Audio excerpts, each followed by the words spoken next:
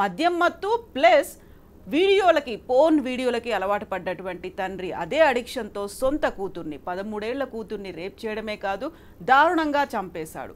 దీంతో పాటుగా సరికొత్తగా విచిత్రంగా దారుణంగా కనిపిస్తున్నటువంటి ఇంకొక సంఘటన, మద్యం మత్తులో ఉన్నటువంటి ఒక వ్యక్తి గేదెని తాళ్లతో కట్టేసి రేప్ చేయడం అనేది. అసలు మనం ఏ సమాజంలో ఉన్నాము, ఎటువైపు వెళ్తోంది ఈ సొసైటీ, దీని గురించి మనం మాట్లాడుకోబోతున్నాము. ఉన్నటువంటి చట్టాలు ఏం చేస్తున్నాయి, అసలు ఎందుకని ఇంకా బాధ్యతగా వ్యవహరించలేకపోతోంది ఈ సమాజం. మనతో పాటుగా ఉన్నారు సోషల్ యాక్టివిస్ట్ అను ప్రసాద్ గారు, అలాగే advocate and activist Sharada Goud గారు. హలో అండి, నమస్తే. సో శారదా గారు, మీతోనే స్టార్ట్ చేస్తాను. మనకు నిర్భయ యాక్ట్ ఉంది, దిశ యాక్ట్, హాకై యాప్లు ఇలాంటివన్నీ పెట్టిన తర్వాత కూడా ఇంత దారుణమైనటువంటి సంఘటనలు, అది ఒకటి వైపు మద్యం మత్తు అంటున్నాము, లేకపోతే అడిక్షన్ అంటున్నాము, పోర్న్ వీడియోస్ చూస్తున్నారంటున్నారు, అందులో చిన్న పిల్లలు ఇన్వాల్వ్ అవడం అనేది.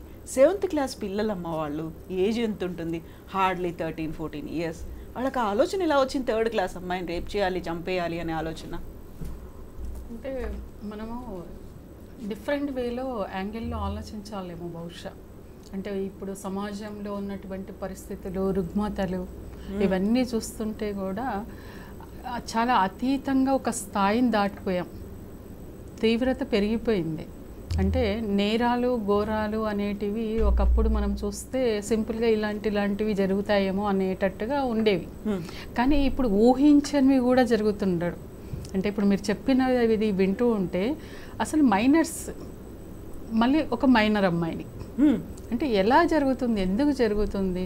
మనకు ఇంతకుముందు ఒకటి శారదా చట్టము అది ఇది అని కొన్ని వచ్చాయి. అంటే ఇప్పుడు బాల్య వివాహాలు వద్దు అంటున్నాం, వద్దు అని. ఎందుకు అంటే ఆ శరీరము అనేది పెళ్ళికి సరిపోయే వయసు కాదు, పెళ్ళికి అనువుగా ఉండదు అనేది పెద్దవాళ్ళ కాకుండా మనకు ఉన్నటువంటి శారీరకంగా ఉన్నటువంటి లక్షణము ఆ టైం అదంతా కూడా ఉండదని చెప్పేసి బాల్య వివాహాలు వద్దు అని. కానీ ఇక్కడ మనం చూస్తుంటే ఏంటి, ఇంకోటి బాల్య నేరస్తుడు అంటాం, జువెనైల్ హోమ్స్ అంటాం. అంటే ఈ ఏజ్ దాటేస్తే వీళ్ళు ఈ జైల్లో ఉండాలి, అంతకు తక్కువ ఉంటే వీళ్ళు జువెనైల్ హోమ్లో ఉండాలి. అంటే ఇప్పుడు మీరు మైనర్ని రేప్ చేస్తారు. ఎలా వాళ్ళ శరీరము దానికి అనువుగా మారింది? మొహమాటం లేకుండా మాట్లాడాల్సిన సమయం ఆసన్నమైంది. భారతదేశం అంటే సంప్రదాయము, కట్టుబాట్లు అన్నీ మనం చాలా మాట్లాడుతూ ఉంటాం. కానీ అవన్నీ కూడా దాటిపోయినాం. విదేశాలనేమో శ్రీకృష్ణుని పూజిస్తున్నారు, శ్రీరాముని భజనలు చేస్తున్నారు, సత్సంగులు చేస్తున్నారు, చీరలు కట్టి బొట్టు వేషధారణం చేస్తుంటే మన దగ్గర ఇక్కడ దానికి భిన్నంగా మనము రకరకాలైన వీడియోలను చూస్తూ సెల్ఫ్గా వాళ్ళకు వాళ్ళు ప్రేరేపితమైపోయి వెళ్ళే సమాజాన్ని ఈరోజు చూస్తున్నాం. అంటే అంత చిన్న పిల్లలు అంటే వాళ్ళ శరీరము అనేది ఒక రేప్ చేసే స్థాయికి ఎలా ప్రొవోక్ చేయబడింది, ఎట్లా వాళ్ళు దానికి ఆలోచన కూడా టెంప్ట్ ఎట్లా అయ్యారు, వాళ్ళ శరీరం ఎట్లా సహకరించింది, అంత చిన్న పిల్ల మీద వాళ్ళు ఎట్లా ప్రయోగం చేయాలనుకున్నారు, ఎట్లా చూడాలనుకున్నారు, అది కూడా మనం ఆలోచించాలి. అంటే ఇక్కడ చట్టాలు అనేటివి చేస్తారు, చట్టాల గురించి కాకుండా అసలు ఈ మనుషుల్లో తిరిగే ఈ పురుగు, దీన్ని ఎట్లా మనము బయటికి తీయాలి, అంటే కౌన్సిలింగ్ చేయాలా, ఎవరికి చేయాలి, ఎట్లాంటి వాళ్ళకి చేయాలి. మనం అసలు సెల్ ఫోన్ అనేది ఒకటి ఇన్కమింగ్ అవుట్ గోయింగ్కు అవసరము అనేది ఒకప్పటి ఆలోచన. ఇప్పుడు అలా లేదు. క్లాసెస్ కూడా నువ్వు సెల్ ఫోన్ ఉంటే క్లాసెస్ డెమో అది ఇది అంతెందుకు, మీ టీవీలో కూడా మేము జూమ్లో వస్తాం, ఎక్కడెక్కడి నుంచో మనం మాట్లాడగలుగుతాం. నేను ఎక్కడ వెళ్ళినా కూడా అక్కడ నుంచి నేను మీతో అంటే కనెక్టివిటీ అనేది మనకున్న డిస్టెన్స్ అనేది ఫోన్స్ వల్ల తగ్గిపోయింది. అదేవిధంగా నేను ఒక క్లాస్ సంబంధించిన సబ్జెక్ట్ చదువుతూ ఉంటే కూడా మధ్యలో నాకు ఈ పోర్న్ వీడియోస్ వస్తుంటాయి. అర్ధరాత్రి 12 తర్వాత చాలా డిఫరెంట్ వీడియోస్ డౌన్లోడ్ అవుతుంటాయి.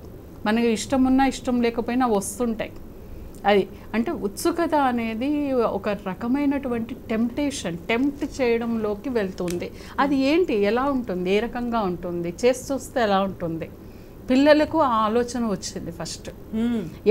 ఎట్లా ఉంటుంది దాన్ని ఒకసారి చూద్దాం అంటే, ఒక స్వీట్ తింటే తీయగా ఉంటుంది, ఒక ఉప్పు వేసుకుంటే ఉప్పుగా ఉంటుంది, కారం వేసుకుంటే కారంగా ఉంటుంది అనేటువంటి ఒక ఆలోచన వస్తుంది. అట్లాగే ఇది అనుభవంలోకి తీసుకుంటే ఈ అనుభవం ఎలా ఉంటుంది, వాళ్ళకి నేరాలు ఇది అవుతే నేరము అనేది వాళ్ళకి తెలియదు. దీన్ని ఫస్ట్ మనము అటెంప్ట్ చేసి చూద్దాం. చేసిన తర్వాత పెద్దవాళ్ళు ఎవరో చూస్తారు, అరే ఇది ఎలా జరుగుతుంది అని చెప్పేసి మళ్ళీ అమ్మాయిని చంపే పరిస్థితికి వచ్చేసింది. అంటే వాళ్ళు చేసిందే తప్పు కాదు, నేరం.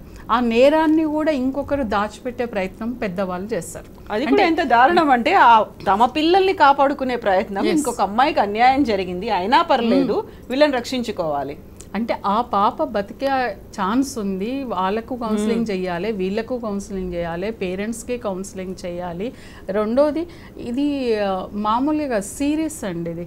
దీన్ని మామూలుగా ఏదో ఒకరోజు ఈరోజు సంఘటన జరిగింది మనం మాట్లాడుకుంటే సరిపోదు. ఇది బహుశా నేను అనుకుంటా స్టార్టింగ్ పాయింట్ అనుకుంటా.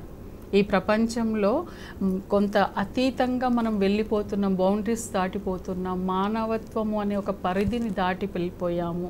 చిన్న పిల్లలు పెద్ద పిల్లలు అని తేడా లేకుండా వెళ్ళిపోతుంది. ఈ నేరాలకు కూడా మనం ఈరోజు ఒక ఏజ్ లిమిట్ అని పెట్టడం తప్పు. శరీరం కూడా మనసు ప్రొవోక్ చేసినప్పుడు శరీరం కూడా ఆటోమేటిక్గా దానికి సంబంధించినట్టుగా విప్పారిపోతుంది అనేది ఈ సంఘటన వల్ల మనకు అర్థమైపోయింది. ఎగ్జాక్ట్లీ.